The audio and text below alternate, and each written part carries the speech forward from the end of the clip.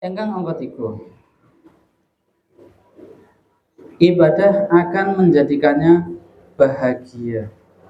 Imam Ibnu Qayyim Al-Jauziyah rahimahullah berkata, tidak ada kebahagiaan, kelezatan, kenikmatan, dan kebaikan hati melainkan bila ia meyakini Allah sebagai Rabb-Nya, pencipta yang Maha Esa, dan ia beribadah hanya kepada Allah saja sebagaimana puncak tujuannya dan yang paling dicintainya daripada yang lain.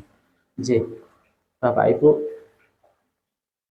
ternyata bahagia itu bukan banyaknya harta, bukan rumahnya yang mewah, bukan kendaraan yang banyak. Tidak sedikit orang-orang yang sudah terpenuhi semua itu namun tidak merasakan kebahagiaan. Ternyata kebahagiaan itu Kanjeng Nabi yang dikatakan adalah di sini, di hati, jiwa, di dada ini yang akan merasakan kebahagiaan. Kula lan panjenengan sami insya Allah akan bahagia ketika besok, jangankan masuk ke Masjidil Haram Bapak Ibu, ketika kita sudah menggunakan pakaian ihram, kemudian mengambil niat di Bir Ali, kemudian menuju ke Masjidil Haram, nek rumiyin mereka ngagem bis, nek sakniki kabaripun ngagem kereta cepat nggih, amarga pun talbiyah. Sekarang mungkin biasa labbaik Allahumma labbaik. Nanti di sana berbeda. Bahkan kebahagiaan itu tak terasa, mungkin ada yang meneteskan air mata Bapak Ibu sekarang. Apalagi ketika nanti masuk Masjidil Haram melihat Ka'bah. Masya Allah. Ketika sa'i saking Safa Marwah, nanti di Bukit Safa kita menghadap ke Ka'bah, kemudian mengangkat tangan berdoa, meminta apa yang kita inginkan, apa yang kita harapkan untuk kita, untuk keluarga kita, untuk masyarakat kita. Mereka setunggalipun kebahagiaan. Bahkan bisa dikatakan berapapun biaya harga untuk bisa sampai sana itu tidak ada bandingannya dengan kebahagiaan tersebut. Bahkan tidak ada bandingannya dengan keutamaan utawi pahala-pahala yang Allah janjikan. Ya.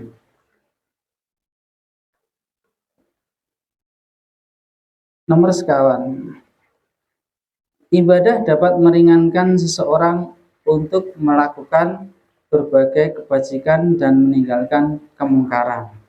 Nggih, Bapak Ibu, setunggalipun keutamaan wong sik seneng ibadah, insya Allah tambah digambelaken anggenipun ngibadah salajengipun. Itu pasti janji Allah. Kita berbuat satu kebaikan akan diringankan, dimudahkan untuk melakukan kebaikan selanjutnya. Allah mengatakan, ya ayyuhalladzina amanu taqullaha wa qulu qaulan sadida. Terus yuslih lakum a'malakum wa yaghfir lakum dzunubakum. Hai orang-orang yang beriman, bertakwalah kepada Allah dan ucapkanlah ucapan yang baik. Ini perintahnya apa? Ucapkanlah ucapan yang baik.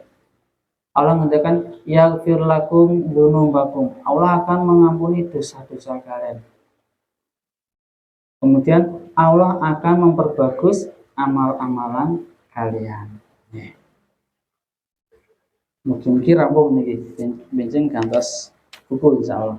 Nomor 5, ibadah dapat menghibur seseorang ketika dilanda musibah dan meringankan beban penderitaan saat susah dan mengalami rasa sakit. Semua itu ia terima dengan lapang dada dan jiwa yang tenang. Bapak Ibu nanti menderita. Waduh Mas, kira menderita kayak waktu kira berapa pinten bulan kemarin Bu kan pindah nih. Oh mboten kayak waktu. Wah. Lek rame iki mboten kayak waktu mboten kena tol. Kan aduh Mas, nanti nembeku kleru nggon gitu. Ya Allah, insya Allah kanthi ibadah kami bertakwa menika Allah badhe berikan kemudahan. Allah ngendika wonten ing surat At-Toha. Toha ayat kalih menika Allah ngendikaken ma anzalna 'alaikal qur'ana litasqa.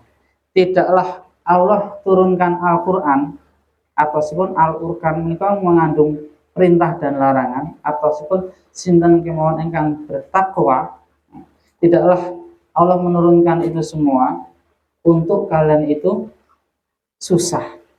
Artosipun sinten ingkang nderek Al-Qur'an, nderek ketakwaan menika Allah badhe menghilangkan kesusahan. Nah, janjipun Allah menika wonten ing surat At-Tolak niki surat pun familiar. Familiar ini napa Pak? Yes. Awak yes umum nggih sering dipunaosaken para dai. Wa may yattaqillaha yaj'al lahu min amrihi yusra. Dan barang siapa yang bertakwa kepada Allah, niscaya Allah menjadikan baginya kemudahan dalam urusannya. Ya, Pak.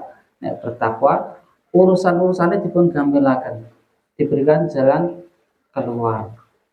Terus nyun sewu, waduh, iki kayak nanggung tapi sampun azan.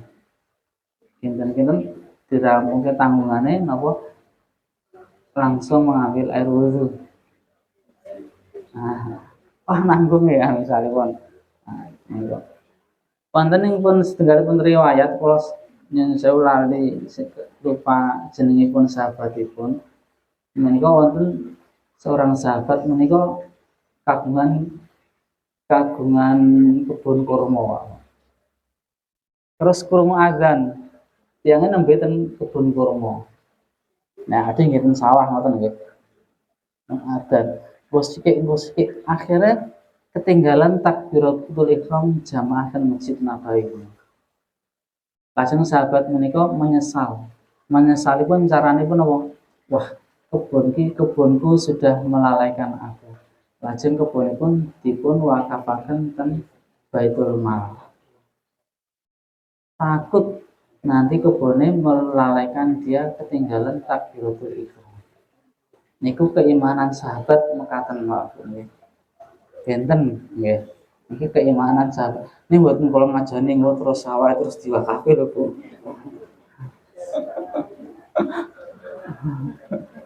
Nggih. Wah Mas Andri, kula wakafi ten Rumah Quran utawa ten MHM mawon niki nggih. Mboten nggih. Ananging niki cerminan keimanan sahabat menika mungkin tidak bisa masuk akal kula lan panjenengan sami. Nggih. Itulah keimanan sahabatnya. Kata kisah-kisah keimanan sahabat yang mungkin tidak masuk akal kita. Karena iman itu bukan di akal, tapi di jiwa, di hati. Jadi insya Allah mawi kula lan panjenengan sami takwa, pasti Allah berikan jalan keluar. Aneh wonten pertanyaan Bapak Ibu. Setunggalipun sahabat menika sasampun pun umroh, sik riyen bisnise menika lancar, bar umroh malah macet, Mas. Rezekine malah ora kombiyen. Jare menghilangkan kemiskinan kan ngoten nggih. Ah Ustaz Agung nih ya kamu.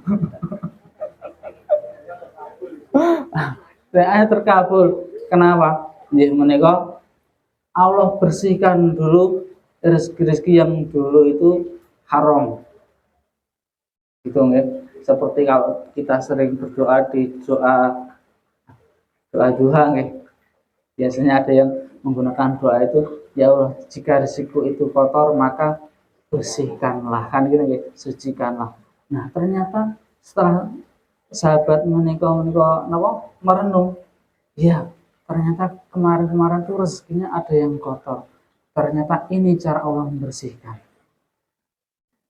Bersihkan dulu. Nah, dan yakin pasti suatu saat Allah berikan ganti yang lebih baik.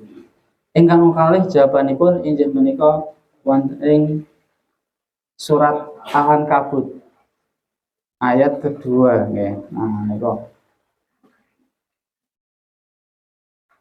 Ahasiban nasu ayat roku ayakulu amanna wa hum la yuftanun. Allah ngendika, apakah manusia itu mengira bahwa mereka dibiarkan saja mengatakan kami telah beriman sedangkan mereka tidak diuji dulu. Allah ngendika, apa wong iki do ngira wis ngaku iman, aku beriman, tapi ora diuji sithik. Enggak. Orang semakin tinggi imannya semakin diuji. Rasulullah Shallallahu Alaihi Wasallam bisa membangun kota Mekah menjadi daulah Islamiyah, bahkan bisa merebut kembali Mekah yang dikuasai oleh orang kafir, yang mana Ka'bah dikelilingi berhala-berhala, dengan perjuangan yang panjang. Pinten Pak Bu? 23 tahun ya, kurang lebihnya Rasul berdakwah, mulai dari 40 tahun yang dulunya itu beristri seorang saudagar yang kaya raya, kemudian untuk berjuang semuanya habislah hartanya, tidak tersisa, namun di akhirnya Allah memberikan kemenangan kagem Nabi Muhammad SAW dan para sahabatnya, sehingga dunia dibukakan oleh para sahabat-sahabat Nabi, dibukakan selebar-lebarnya. Bahkan di zaman Umar bin Khattab, zaman Utsman bin Affan, zaman Abdul Aziz, Umar bin Abdul Aziz, dikatakan Islam sudah berkuasa di 2/3 belahan dunia sampai ke negeri Indonesia ini. Nah, niku terus mbok menawi, tapi kita tidak berharap mbok menawi besok pulang dari umroh, ya, ampun kaget mbok menawi Allah bersihkan dulu harta-harta kita. Wah mas, aku rasa umroh ya mas, wedi aku. Tidak, nggih mboten. Nggih, insyaallah. Tapi yang paling bagus adalah minta semoga tetap sehat, tetap rezekinya diberkahi, nah, dan lain sebagainya. Dan justru jika diuji itu Allah cinta kepada kita. Para sahabat, para solihin, para nabi itu semuanya diuji. Wonten mboten Bu? Kisah nabi seenak terus. Setunggal namun insyaallah. Dan Nabi Sulaiman. Nabi Sulaiman itu nabi yang insya Allah enak terus. Bahkan kerajaannya tidak ada yang menyamai sebelumnya ataupun sesudahnya. Itu pun janji Allah. Sebelumnya dan sesudahnya tidak ada yang bisa menyamai kerajaannya Nabi Sulaiman. Jadi ojo ngarep-arep besok dengan mulai umrah kok kerajaannya pada Nabi Sulaiman. Mboten nggih, namun Nabi Sulaiman. Nabi yang lain Nabi Musa, Nabi Nuh, bahkan pada dibunuh. Nabi Zakaria, Nabi Yahya tidak diberi putra, tidak diberi momongan, Nabi Isa, Doya, dan lain sebagainya. Bahkan Nabi Muhammad SAW, Nabi yang dicintai Allah, Nabi Ibrahim juga, semuanya diuji, diuji sesuai dengan tingkat keimanan orang tersebut.